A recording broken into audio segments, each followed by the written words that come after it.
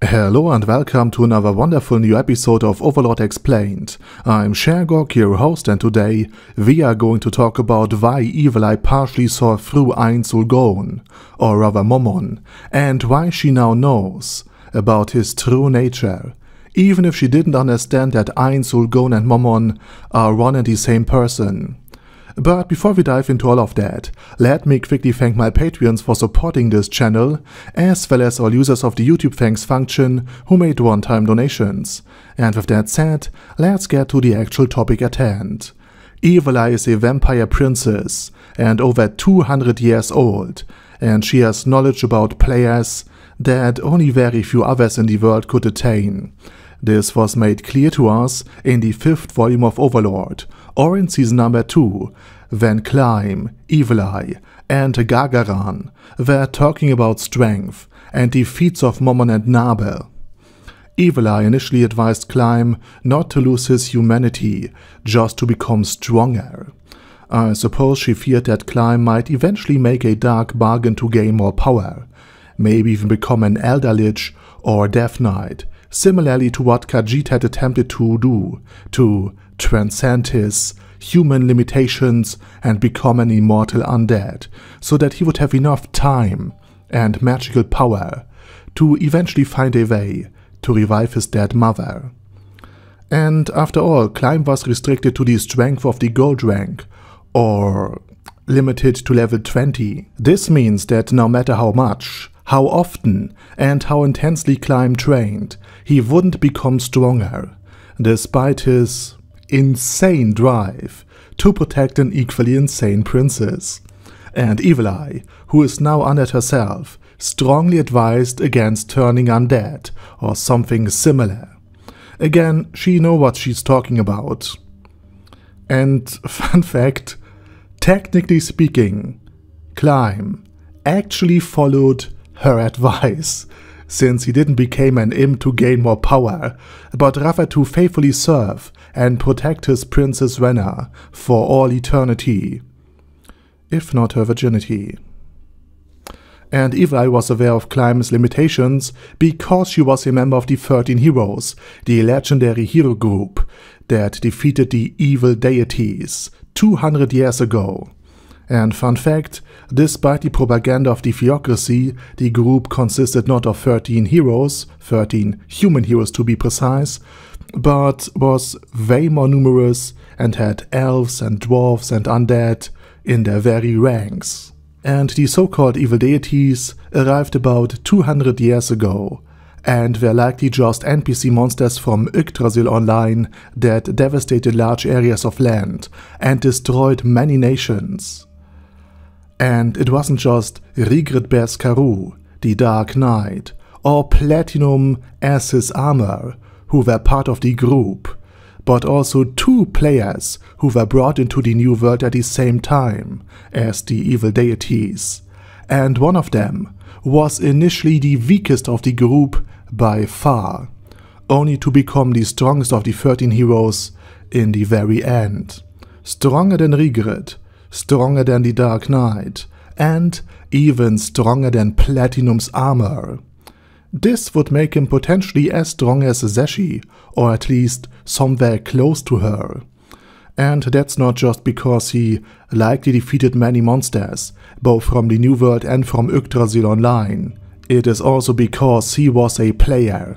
Evil Eye could see how his strength and power grew without encountering any natural limitations, and without slowing down his progress at all. And it was this experience that provided Evil Eye with the crucial insight that A, players constitute their own category of being, perhaps not a distinct species, as she initially assumed and still thinks they are, but they are definitely on their own level. And B, it was clear that this lack of limitations allowed players to become quasi-infinitely powerful, instead of being stuck at gold, being stuck at level 20, like Climb is. And therefore, she also recognized the source of Momon's strength. Quite right, to her it was just clear, or at least very likely, that Momon is, if not a player, than a being similarly without limits, and that this is the reason why he could attain this immense power and strength that he wielded. His strength simply makes no other sense than that he too is a player, just like the 2 players she traveled with and spent time with during her time in the 13 Heroes. In other words, Evil Eye perceived that Momon der Vereins is a player, which from her perspective makes even more sense when one realizes that Momon is also seemingly like a human, to Evil Eye at least. Someone with a very short lifespan. Moreover, he is already more powerful than she is, despite her being an over 200-year-old magically gifted undead vampire Rainbow Eye princess who fought against the evil deities in her own time. And here's the final point I finally want to address. Evil Eye became a member of the Blue Roses after losing a battle against Rigrid Berskarou, who was also one of the 13 Heroes. She also has a good connection, meaning Rigrid has a good connection to Platinum Dragonlord, who wants to find out who Einzelgon really is. I mean, this guy is desperate for any information about him. And the information from Evil Eye, who unlike Rigrid witnessed the battle between Yaldabaoth and Momon, and who basically knows that Momon is a confirmed player, could potentially also tell Rigrid about this, who then will tell Platinum. So, even though Einzelgon hopes for a rematch with Platinum in order to study his armor, and Platinum will likely bring his own body to the battlefield next time, the next battle, if this information gets to Platinum somehow, could once again be fought against Pandora's Actor, with his armor of all things. But this time Pandora's Actor might fight as Momon, because Platinum wants to confirm that this dark hero is in truth the Sorcerer King. And the battle between these 2 melee builds would be very interesting, especially when the fight suddenly takes place and Pandora's Actor has to go all out in his disguise, without endangering his true identity, which would limit him to his perfect warrior fighting style. Or perhaps he quite can't match Platinum's armor, so therefore he has to change, while under his disguise, to another supreme being. Touch Me, for example. So, alright, that's basically my theory how Evil Eye's knowledge of Momon's true nature could potentially lead to a confrontation with Einzelgon and Pandora's Actor. And with that said, I say thank you very much for watching, and special thanks to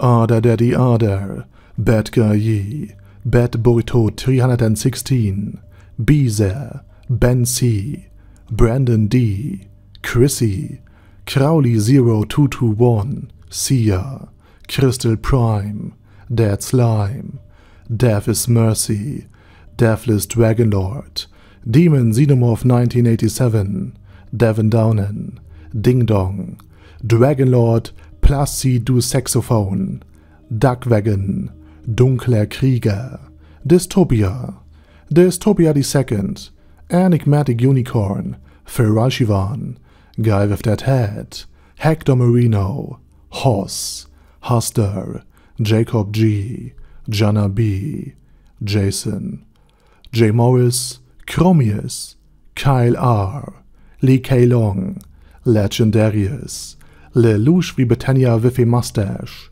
Lexus Fox, Lord Nishikian Rai, Lord Touch Me, Loverazor, Merovec, Mr. Shoes, Mr. Tweaker, Michael R, Michael Y, Nope, Oh Hell No, Normal Toad, O'Kill, Overlord General Gasper, Paddy Pantum, Personage, Primus 11, Rhinomere, Q&A Caracos P, Shergox's Daddy, Shadow Lightning Wolf, Shrine Keeper, Super Tier Magic Batista Bomb, Supreme Cheese, Staris, Ted, Texas Deer, The Orc Warboss, Rak Ed Smasher, T.E. Wang, Vash Hawkeye, Vegito 27, Venture Fanatic, Wilhelm, Zenukai, and Sonnegon. Thanks guys. Anyway, have a nice day, and I hope to see you all again soon under my next video.